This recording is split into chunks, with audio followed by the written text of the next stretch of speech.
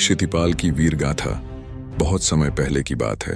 एक विशाल और वैभवशाली राज्य था अर्जवती। उसकी सीमाएं पर्वतों, नदियों और अरण्यों से घिरी थीं। उसके राजा थे वीरेंद्र सिंह, एक न्यायप्रिय, बुद्धिमान और प्रजावत्सल शासक। उनकी एकमात्र संतान थी राजकुमारी आदित्यलेखा। उसका सौंदर्य, विद्या और साहस पूरे भूखंड में प्रसिद्ध था। लेकिन एक दिन अचानक आकाश से प्रकट हुआ एक भयानक राक्षस भीषण केतु राजमहल पर आक्रमण किया और राजकुमारी को अगवा कर ले गया उसे विंध्यकांतर की रहस्यमयी गुफाओं में, एक ऐसी जगह जहां से कोई भी कभी लौटकर नहीं आया। राजा को जैसे ही यह समाचार मिला, उन्होंने तुरंत सेना भेजी। लेकिन 7 दिन बीत गए, न कोई सुराग, न कोई सैनिक वापस लौटा। और तभी राज दरबार में उपस्थित हुए 3 वीर युवक। पहला था ज्ञानार्जुन, त्रिकालदर्शी, जिसने ध्यान और तप से अतीत, वर्तमान और भविष्य को देखने की शक्ति प्राप्त की थी। उसने बताया, राजकुमारी को ले जाया गया है कालद्वार नामक स्थान पर, एक ऐसा स्थान जहां केवल संकल्प और साहस से ही पहुंचा जा सकता है। दूसरा था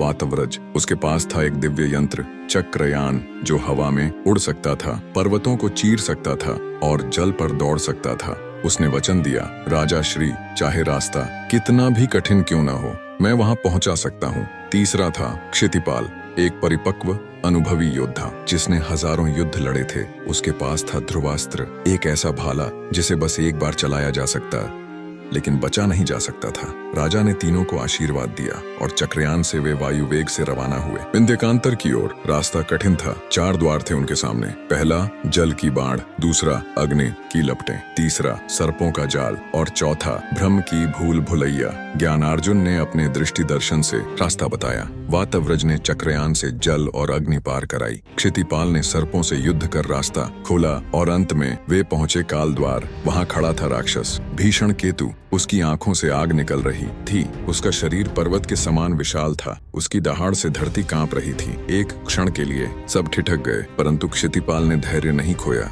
उसने ध्रुवास्त्र उठाया, मंत्रोच्चार किया और पूरी शक्ति से उसे राक्षस की ओर फेंका। अस्त्र वायु वेग से चला और सीधे जा धंसा राक्षस की छाती में। एक भयानक गर्जना हुई और भीषण केतु धरती पर गिर पड़ा। मृत राजकुमारी मुक्त हुई, डरी हुई परंतु सुरक्षित।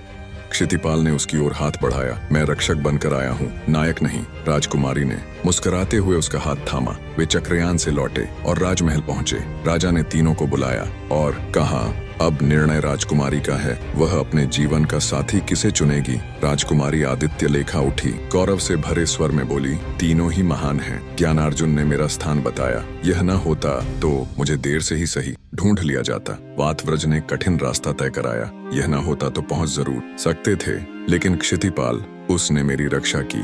वह न होता तो मेरा अंत निश्चित था और मेरे पिता का राज्य ऐसा वीर चाहता है जो केवल युद्ध नहीं, धैर्य, परिपक्वता और सेवा का भाव भी जानता हो।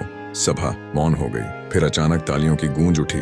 राजा मुस्कुराए और हुआ राजकीय विवाह। क्षितिपाल और आदित्यलेखा का पवित्र मिलन। ज्ञानार्जुन और वातव्रज को राज्य में उच्च पद मिले और अर्जवती राज्य फिर से भर उठा सुख, समृद्धि और सुरक्षा से। तो मित्रों, कैसी लगी आपको ये कहानी, क्षितिपाल की वीर गाथा? कमेंट करके जरूर बताइए। और अगर आप पहली बार हमारे साथ जुड़े हैं तो इस चैनल को सब्सक्राइब करना मत भूलिए। ऐसी ही ऐतिहासिक, प्रेरणादायक और रोमांचकारी कहानियों के लिए मिलते हैं अगली कहानी में। तब तक जय हिंद, जय भारत।